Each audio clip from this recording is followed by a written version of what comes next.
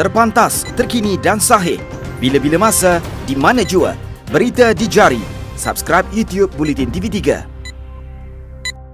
Bulletin 1.30 bersama saya Adin Hussein. Antara paparan hari ini, Najib gagal gugurkan 7 pertuduhan dana SRC International.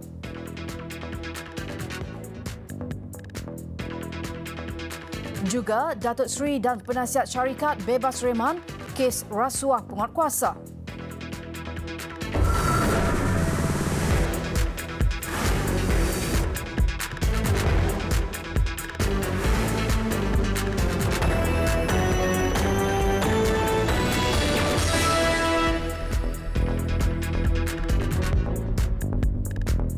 Assalamualaikum dan salam sejahtera. Mahkamah Tinggi Kuala Lumpur menetapkan prosiding perbicaraan kes pecah amanah jenayah, pengubahan wang haram dan salah guna kedudukan membabitkan dana SRC International Sdn Bhd yang dihadapi Datuk Seri Najib Tun Razak akan bermula dari 9 pagi hingga 3.30 petang sepanjang Ramadan ini. Hakim Muhammad Nazlan Muhammad Ghazali mengeluarkan perintah itu selepas mengambil kira persetujuan bersama pihak pendakwaan dan pembelaan. Prosiding yang memasuki hari ke-10 diteruskan pagi ini dengan menyambung keterangan saksi pendakwaan ke-21 yang juga pengurus Bank Jalan Raja Chulan R. Umar Devi. Ia selepas Hakim Muhammad Nazlan menolak permohonan Datuk Seri Najib untuk mendapatkan pengisytiharan bahawa 7 tuduhan pecah amanah, salah guna kedudukan dan pengubahan wang haram yang dihadapinya adalah cacat. Tuduhan berkenaan membabitkan dana SRC International Sdn Bhd berjumlah 42 juta ringgit yang didakwa diselewengkan ahli parlimen pekan itu. 3 April lalu, Datuk Seri Najib memfailkan permohonan notis usul supaya 7 pertuduhan yang dikenakan terhadapnya itu digantung atau dibatalkan. Ia kerana pertuduhan terhadapnya dikatakan tidak jelas dan cacat. Mahkamah Magistrate Putrajaya hari ini membebaskan 2 suspek termasuk seorang wanita bergelar Datuk Seri yang sebelum ini direman 4 hari berhubung kes memberi suapan kepada penguatkuasa sebuah kementerian yang dianggarkan mencecah ratusan ribu ringgit. Turut dibebaskan seorang lelaki bergelar Datuk yang juga direman membabitkan kes yang sama. Magistrate Syahwira Abdul Halim membenarkan wanita berusia 49 tahun itu yang juga ketua pegawai eksekutif sebuah syarikat pembekalan dibebaskan dengan jaminan RM40,000 dengan seorang penjamin. Manakala lelaki berusia 55 tahun yang juga penasihat syarikat dibebaskan dengan jaminan RM15,000 dengan seorang penjamin. Kedua-dua suspek juga diarahkan melapor diri di Pejabat Suruhanjaya Pencegahan Rasuah Malaysia SPRM sebulan sekali. Siasatan awal mendapati kedua-dua mereka bersubahat membayar wang suapan kepada penguatkuasa sebuah kementerian. Ia sebagai balasan untuk tidak mengambil tindakan terhadap syarikat mereka yang menjalankan aktiviti mengutip deposit bagi pelaburan yang tidak sah sekitar Julai 2017.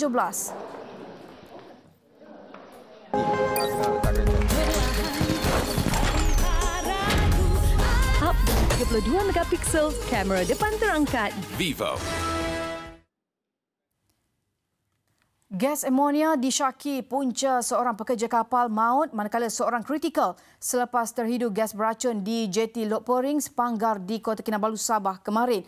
Bagaimanapun, Pengarah Jabatan Bomba dan Penyelamat Malaysia Sabah, Kamaruzzaman Malik Abdullah berkata pihaknya masih menunggu keputusan analisis daripada Makmal. Ujarnya siasatan di lokasi sudah dibuat dan sampel telah diserahkan kepada pihak polis untuk dihantar ke Jawatan Kimia untuk dianalisis.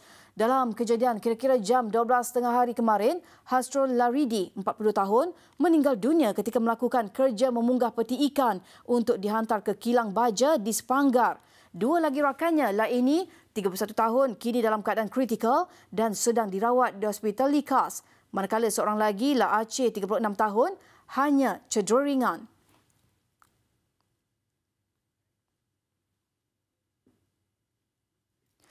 Seorang kanak-kanak lelaki berusia 6 tahun mengalami detik cemas apabila kakinya tersepit pada sebuah eskalator pusat beli belah di Seri Kembangan, Selangor petang semalam. Jurucakap Pusat Gerakan Operasi Bomba Selangor berkata pihaknya menerima panggilan kecemasan berkaitan kejadian pada jam 5.34 petang. Sepasukan anggota dan sebuah jentera dikerahkan dari Balai Bomba dan Penyelamat Serdang ke lokasi kejadian di tingkat 2 di pusat beli belah itu. Setibanya di lokasi, pihaknya mendapati kaki kanan budak lelaki malang itu tersepit di celah eskalator. Mangsa juga terpaksa menahan kesakitan selama setengah jam sebelum kakinya selamat dikeluarkan dengan menggunakan peralatan khas. Mangsa kemudian dihantar ke Hospital Serdang untuk rawatan lanjut.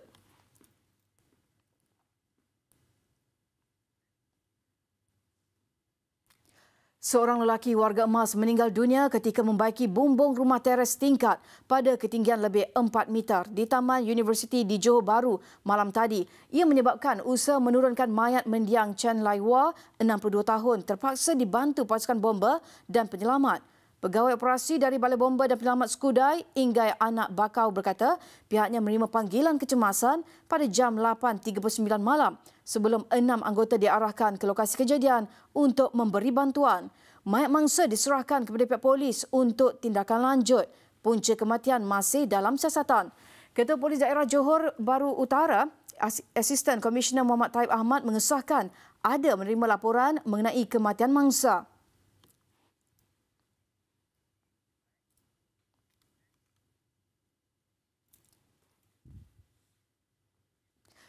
Jenazah ibu kepada Menteri Besar Perak Datuk Seri Ahmad Faizal Azumu iaitu Allahyarham Datin Zalia Nordin yang meninggal dunia semalam selamat dikebumikan di Tanah Perkuburan Islam Kampung Kepayang, Fepak, Ipoh, Perak jam 11 pagi tadi. Allahyarham yang berusia 79 tahun meninggal dunia akibat sakit tua. Solat jenazah diimamkan sendiri oleh Datuk Seri Ahmad Faizal di Masjid Al-Khairiyah sebelum dibawa ke Tanah Perkuburan. Talqin kemudian dibacakan Imam Besar Masjid Negeri Abdul Farid Saleh. Jenazah Allahyarham dikebumikan di sebelah pusara suaminya, Datuk Azumu Tak. Turut hadir Mufti Perak Tan Sri Harusani Zakaria serta Ketua Pembangkang Perak Datuk Sakrani Muhammad. Allahyarham meninggalkan 8 orang anak.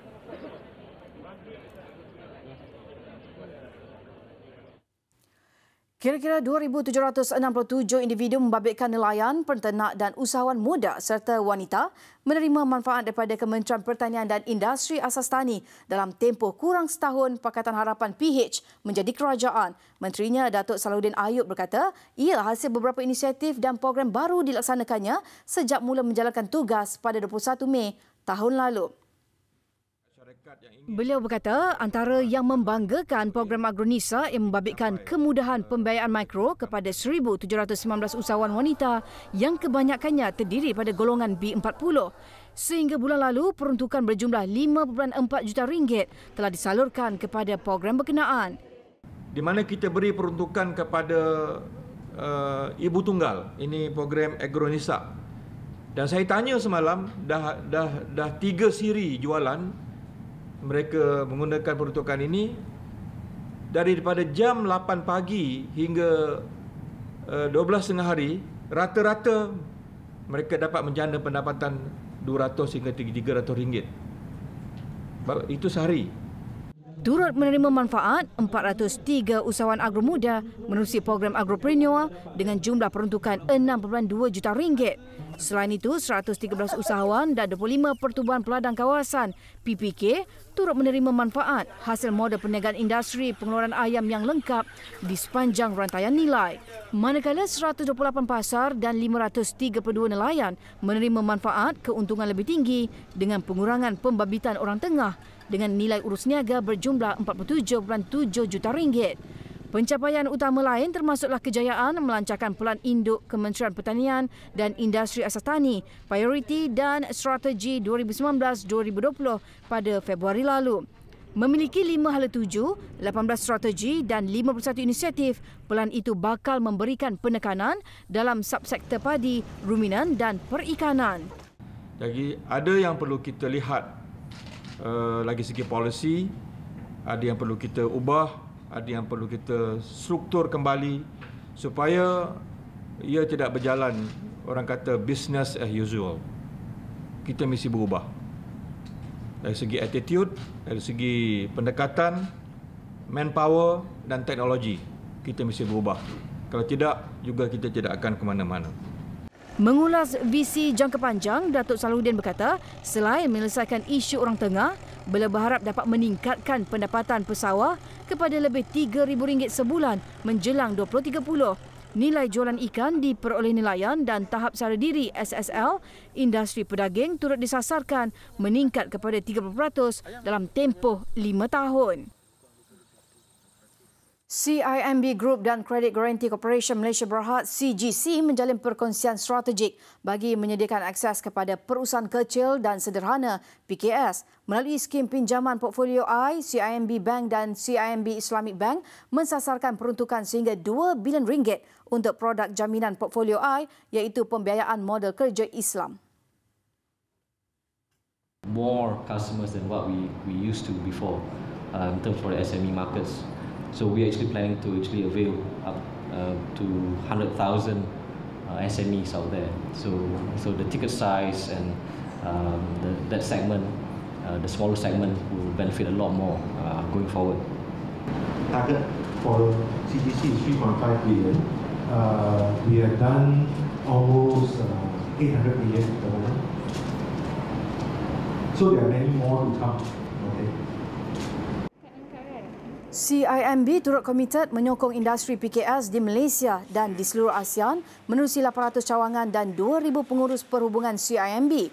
Untuk tahun 2016 sehingga 2018, pihaknya telah mengeluarkan RM17.8 bilion bagi menyokong pertumbuhan 17,000 PKS tempatan. Ini melalui penyediaan modal kerja, pembiayaan aset dan pembiayaan perdagangan.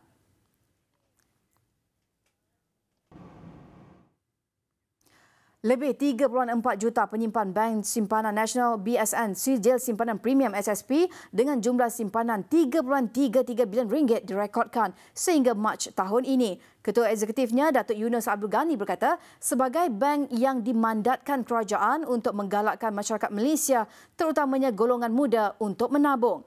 Dalam satu kenyataan, beliau berkata, BSN sentiasa memperkenalkan produk dengan ciri-ciri simpanan yang menguntungkan pelabur seperti SSP. Orang ramai boleh merebut peluang mendapat kadar keuntungan menarik melalui BSN SSP edisi khas selain berpeluang untuk memenangi hadiah lumayan ditawarkan setiap bulan. Penyimpan BSN SSP juga berpeluang untuk memperoleh kadar keuntungan sehingga 2.5% melalui kempen ini yang bermula dari 15 Disember 2018 hingga 30 Jun 2019. Besar impaknya. Laris selepas hasilnya. Pantas menampilkan prosiding ini secara dalam keuangan maya. Berita di jari. Subscribe YouTube Bulletin TV3. Hasil pengiraan undi bagi pemilihan presiden di 48.86% dari keseluruhan 813,350 pusat mengundi di seluruh Indonesia telah direkodkan ke dalam sistem pengiraan Suruhanjaya Pilihan Raya KPU. Berdasarkan rekod yang terpapar dalam sistem itu, pasangan Joko Widodo dan Ma'ruf Amin mendahului dengan memperolehi 56.22% atau 41,981,370 undi, meraih 43.78% atau 32,692,842 undi. Pencabar Prabowo Subianto dan Sandiaga Uno berada di belakang dengan perbezaan lebih 10%.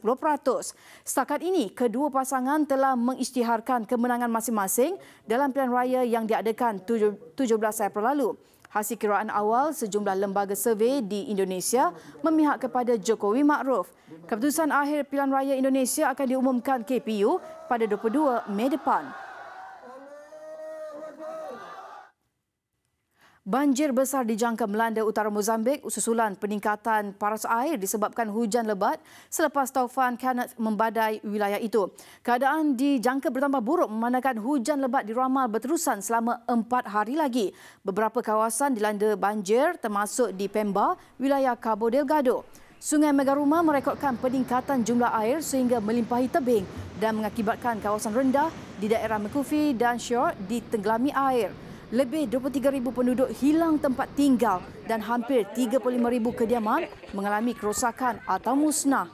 Taufan Kenneth yang membadai pesisir utara Mozambik pada Khamis lalu dengan membawa hujan lebat dan angin kencang meragut 5 nyawa. Kenneth melanda Mozambik hanya 6 minggu selepas taufan Idai yang mengorbankan 1,000 nyawa. Sri Lanka mengharamkan pemakaian burqa berkuat kuasa hari ini atas faktor keselamatan. Presiden Maithripala Sirisena berkata beliau menggunakan kuasa darurat untuk menghalang segala bentuk pemakaian yang menutup muka di tempat umum. Keputusan itu dibuat bagi memudahkan pihak berkuasa mengenal pasti identiti dalam serangan yang pada ketika ini masih dalam buruan. Terdapat 10% penganut Islam di Sri Lanka yang mempunyai populasi 21 juta penduduk. Hanya segelintir wanita Islam di negara itu mengenakan burqa. Serbuan terus dipertingkatkan bagi mencari saki-baki pengganas yang dipercayai bertanggungjawab dalam serangan 21 April lalu sehingga mengorbankan sekurang-kurangnya 250 orang. Besar impaknya. Tular selepas hasilnya Pantas menampilkan prosiding ini secara dalam keuangan maya. Berita di jari. Subscribe YouTube Bulletin TV3. Kita ke laporan sukan. Penyerang Argentina Sergio Aguero berjaya memastikan pasukannya Manchester City terus berjuang mempertahankan kejuaraan Liga Perdana Inggeris selepas jaringan tunggalnya pada minit ke-63 berjaya menewaskan Burnley 1-0 semalam. Kejayaan itu juga menyaksikan City kini mengumpul 92 mata berkelebihan 1 mata berbanding Liverpool di tangga kedua, berbaki 2 lagi perlawanan. Sementara itu, perebutan tempat ke Liga Juara-Juara Eropah musim depan turut mendebarkan apabila Chelsea kekal berada dalam kelompok 4 terbaik selepas bangkit mengikat Manchester United 1-1. Manakala Arsenal yang sebelum ini turut mengintai peluang ke pentas tertinggi Eropah ketinggalan 2 mata selepas tewas mengejut di tangan Leicester City 3-0. Sekalipun kejayaan City kembali berada di persaudaraan Liga menjadi tumpuan seluruh peminat bola sepak antarabangsa, perlawanan Manchester United menentang Chelsea di Old Trafford semalam tetap menjadi sebutan ramai selepas tewas dalam 7 daripada 9 perlawanan sebelum ini. Skuad bimbingan Ole Gunnar Solskjaer bermula baik apabila Juan Mata terlebih dahulu menyingkap gol pembukaan pada minit ke-11. Ketika harapan untuk terus mengintai slot ke Liga Juara-Juara Eropah masih bernyala, tuan rumah dikejutkan dengan gol penyamaan Chelsea apabila Marcos Alonso berjaya memanfaatkan kesilapan penjaga gol David De Gea 2 minit sebelum tamat separuh masa pertama. Bersambung babak kedua, kedua-dua pasukan cuba bangkit menambah jaringan. Namun ketumpulan penyudah menjadi penghalang sekaligus menyaksikan Chelsea kekal berada dalam kelompok 4 terbaik sambil United terus menghuni di tangga ke-6 berbaki 2 lagi perlawanan.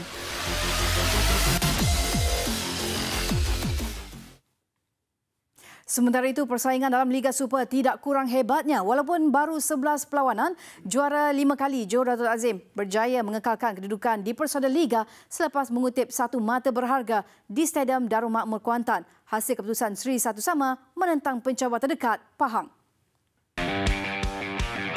Bertandang ke tempat lawan, JDT jelas mahu menjarakkan mata dengan Pahang dalam saingan Liga Super apabila menurunkan kesebasan terbaik. Turun dengan status besar, JDT tidak menunggu lama untuk menyingkap gol pembukaan apabila Gonzalo Cabrera yang tidak dikawal berjaya meletakkan pasukannya di depan seawal minit ke-5. Tersentak, Pahang cuba bangkit mengatur asakan, namun serangan yang direncana terutamanya melalui pemain kelahiran Indonesia Sadir Ramdhani sedikit melepasi palang JDT. Ketika Pahang buntu mencari gol sebabkan cuma Sadir berjaya disambar pertahanan tinggi lampai Tok Gajah Herod Gulon pada minit ke-35 sekaligus permainan kembali seimbang. Apapun, kerancakan perlawanan ini sedikit terjejas apabila JDT terpaksa beraksi dengan 10 pemain selepas pemain pertahanan Mauricio Nascimento dilayangkan kad kuning kedua pada minit-minit akhir separuh masa pertama. Bersambung selepas rehat, JDT kembali berusaha melakukan asakan tetapi benteng tuan rumah tenang mengawal keadaan. Pahang yang memerlukan kemenangan turut gagal melepasi kubu Harimau Selatan yang lebih kepada bertahan dan kedudukan itu kekal sehingga tamat permainan sekaligus skuad Kenalan Dua Saleh kekal di tangga kedua Liga.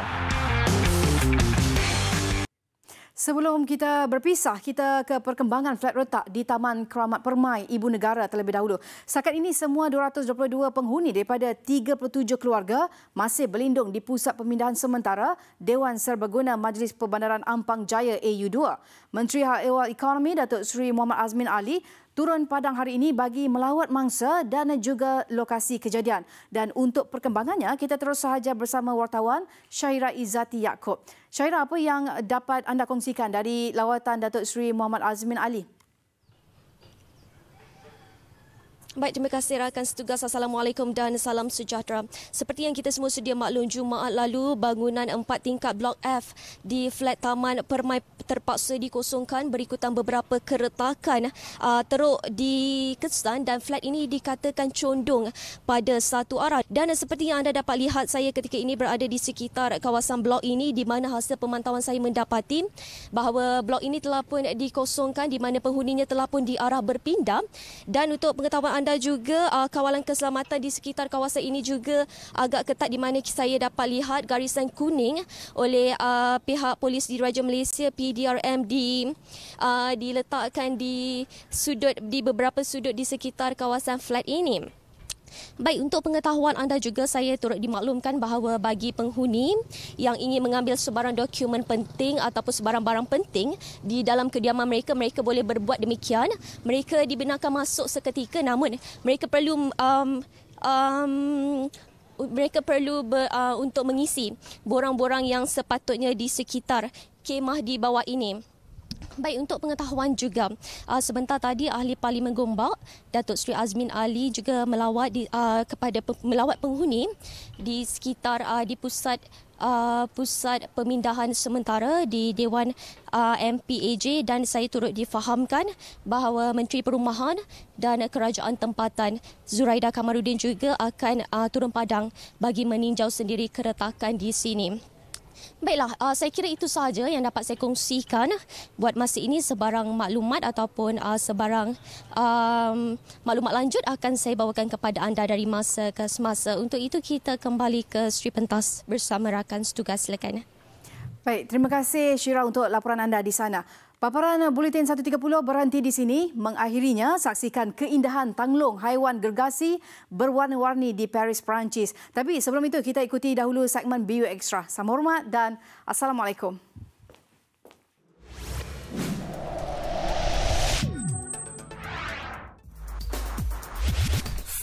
Melengkapkan kejayaan Jus Nusantara Gold, Almas Beauty terus mengukuhkan kedudukannya dalam pasaran makanan kesihatan dengan produk khas untuk penjagaan kulit, Karisma Phyto Stem Cell. Keistimewaan Karisma terletak pada bahan utamanya iaitu sel stem anggur berkualiti yang diimport khas dari Sweden. Ia digabungkan dengan bahan-bahan bermutu tinggi seperti minyak argan, ekstra apple, tomato dan beri yang terkenal berkhasiat untuk menyuburkan kulit. Sesuai digunakan lelaki dan wanita, Almas memberi jaminan produk keluarannya suci dan selamat daripada bahan kimia berbahaya. Sebagai wanita, sebagai isteri, pasti kita nak kulit awet muda, kulit cantik, putih, gebu tanpa sebarang cela. Itulah Karisma mulus tanpa cela. Anda amalkan hari-hari bersama jus kasih sayang, anda boleh lihat sendiri kesannya. Ia membantu melambatkan proses penuaan. Kulit menjadi lembap, kuku menjadi cantik, rambut menjadi sihat. Justru ia menguatkan akar rambut. Karisma juga membantu untuk pencernaan. Kita rasa kenyang dan mampu menjadikan tubuh badan kita menjadi cantik. Untuk penjagaan kesihatan yang lebih menyeluruh, Almas turut menawarkan satu lagi makanan kesihatan yang sesuai diamalkan bersama Karisma, Jus Kasih Sayang. Jus Kasih Sayang diformulasikan khusus untuk kesihatan dalaman wanita, terutama bahagian perut. Dihasilkan daripada kurma, delima, kacik Fatimah, daun sirih, kayu serapat, madu, halia bara dan manjakani. Ia sesuai diamalkan oleh mereka yang kerap merasa lemah dan lesu. Untuk kesan yang hebat, gandingkan dengan jus kasih sayang yang banyak khasiatnya dan bagus kita amalkan setiap hari kerana dia dihasilkan daripada formulasi bahan terpilih dan berkualiti tinggi. Untuk maklumat lanjut, hubungi Almas Beauty di laman web dan talian tertera.